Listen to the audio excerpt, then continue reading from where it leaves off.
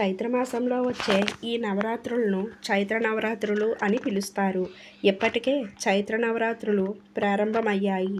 ఈ చైత్ర నవరాత్రుల్లో అమ్మవారిని 9 రూపాల్లో పూజిస్తారు.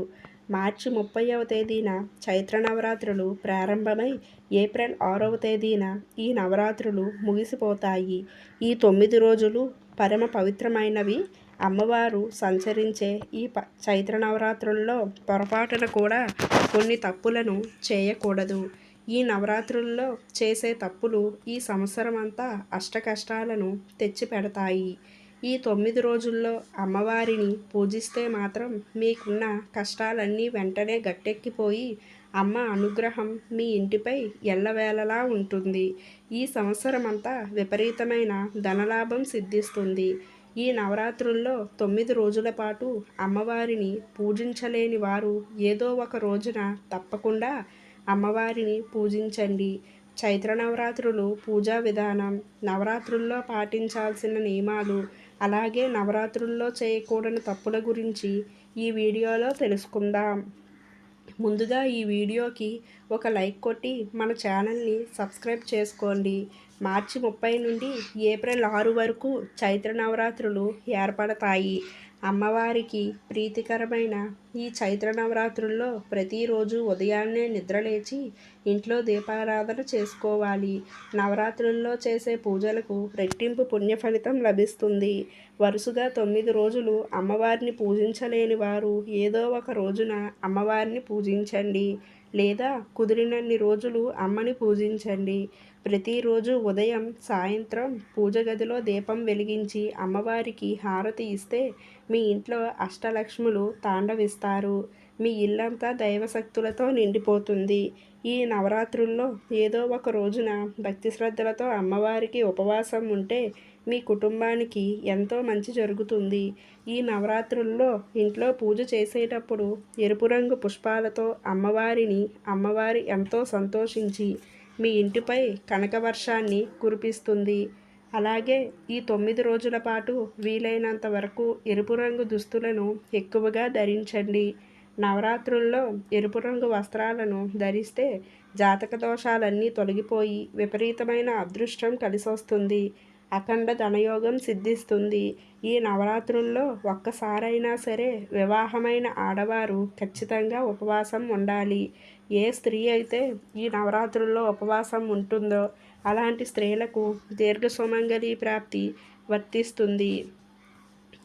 మీ భర్త ఆదాయం విపరీతంగా పెరిగిపోతుంది. నవరాత్రుల ఉపవాసం ఉండేవారు ఒక పూట మాత్రమే భోజనం చేయాలి. మిగిలిన సమయంలో పండ్లు లేదా పాలు తీసుకోవాలి. ముఖ్యంగా వివాహమైన ఆడవారు ఈ 9 రోజులు కుంకుమ బొట్టు పెట్టుకోవాలి. ఇది మీ ఇంటికి ఐశ్వర్యాన్ని తెచ్చి పెడుతుంది. కుంకుమకు దైవశక్తి ఉంటుంది కాబట్టి చైతన్య నవరాత్రుల్లో కుంకుమ బొట్టు పెట్టుకుంటే మీ ఇంట్లో పుష్కలంగా డబ్బు ఉంటుంది. ఈ 9 రోజులు మీ ఇంటిని శుభ్రంగా ఉంచుకోవాలి. ఎందుకంటే ఏ చైత్ర నవరాత్రుల్లో దుర్గమ్మ తల్లి భూమిపైన తిరుగుతూ ఉంటుందట. కాబట్టి ఏ ఇల్లు అయితే పరిశుభ్రంగా ఉంటుందో అలాంటి ఇళ్లలోకి అమ్మవారు అడుగు పెడుతుంది. ఎంతో పవిత్రమైన ఈ చైత్ర నవరాత్రుల్లో దుర్గాదేవి చిత్రపటాన్ని తెచ్చుకొని మీ పూజ గదిలో ప్రతిష్ఠించుకోండి. అమ్మవారికి ఎడమవైపున వినాయకుడి పటాన్ని పెట్టి పూజించాలి. ఈ నవరాత్రుల్లో దుర్గమ్మ తల్లి చిత్రపటాన్ని తెచ్చుకుంటే మీ ఇల్లంతా అష్టైశ్వర్యాలతో నిండిపోతుంది. ఈ సంవత్సరం అంతా ధనధాన్యాలకు లోటుండదు. ఈ నవరాత్రుల్లో తులసి మొక్కను ఎక్కువగా పూజించండి. తులసి మొక్కలు ముక్కోటి దేవతలు కొలువై ఉంటారు. చైత్ర నవరాత్రుల్లో తులసిని పూజించిన వారికి 7 తరాల ఐశ్వర్యం సిద్ధిస్తుంది. విపరీతమైన అప్పుల సమస్యలతో బాధపడేవారు ఈ నవరాత్రుల్లో కొబ్బరి నూనెతో దీపారాధన చేయండి. అప్పుల సమస్యలన్నీ వెంటనే పరిష్కారం అవుతాయి. విశేషంగా ఈ చైత్ర నవరాత్రుల్లో అమ్మవారి దేవాలయాలను ఎక్కువగా సందర్శించండి. అమ్మవారి ఆలయాలకు వెళ్ళేటప్పుడు కొన్ని నిమ్మకాయలను తీసుకువెళ్ళి అమ్మవారి దగ్గర పూజ చేయించుకొని ఆ నిమ్మకాయలను ఆ ఇంటి గుమ్మానికి కట్టుకోండి. మీ ఇంటికి సకల ఐశ్వర్యాలు చేకూరుతాయి. అలాగే అమ్మవారికి నిమ్మకాయ మాలను సమర్పిస్తే కోరిన కోరికలన్నీ వెంటనే నెరవేరుతాయి. ఈ నవరాత్రుల్లో దుర్గాదేవి శ్లోకాలను లేదా దుర్గాదేవి మంత్రాలను పఠించండి. మీ కుటుంబానికి చాలా మంచి జరుగుతుంది. ఈ నవరాత్రుల్లో 9 రోజుల వరకు ఉల్లిపాయ అలాగే వెల్లుల్లిపాయ లేని ఆహార పదార్థాలు మాత్రమే తినాలి. అలాగే మద్యం సేవించకూడదు. మాంసాహారాన్ని అసలే తినకూడదు. లేదంటే అమ్మవారికి కోపం వస్తుంది.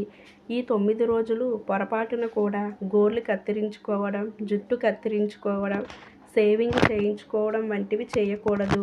మరీ ముఖ్యంగా ఈ నవరాత్రుల సమయంలో నలుపు రంగు వస్త్రాలను వేసుకోకూడదు. అలాగే లెదర్ వస్తువులను ఉపయోగించకూడదు.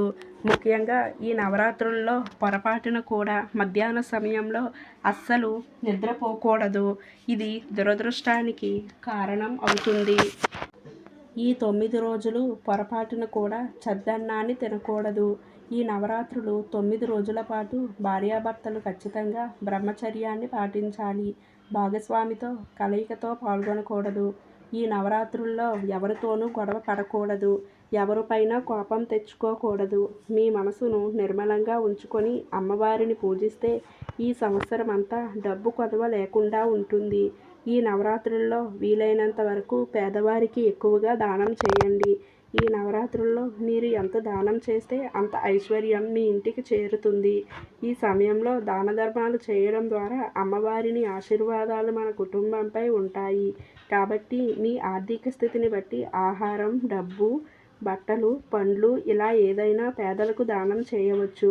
ఈ నవరాత్రుల్లో 9 రోజుల పాటు అమ్మవారిని 9 రూపాల్లో కొలుస్తారు. మొదటి రోజు శైలపుత్రికగా, రెండవ రోజు బ్రహ్మచారిణిగా, మూడవ రోజు చంద్రకటంగా, నాలుగవ రోజు కుసుమాంతంగా, ఐదవ రోజు స్కందమాతగా, ఆరో రోజు కాత్యాయనిగా, ఏడవ రోజు కాళీమాతగా, ఎనిమిదవ రోజు మహాగౌరిగా, తొమ్మిదవ రోజు సిద్ధిదాత్రిగా అమ్మవారిని పూజిస్తారు.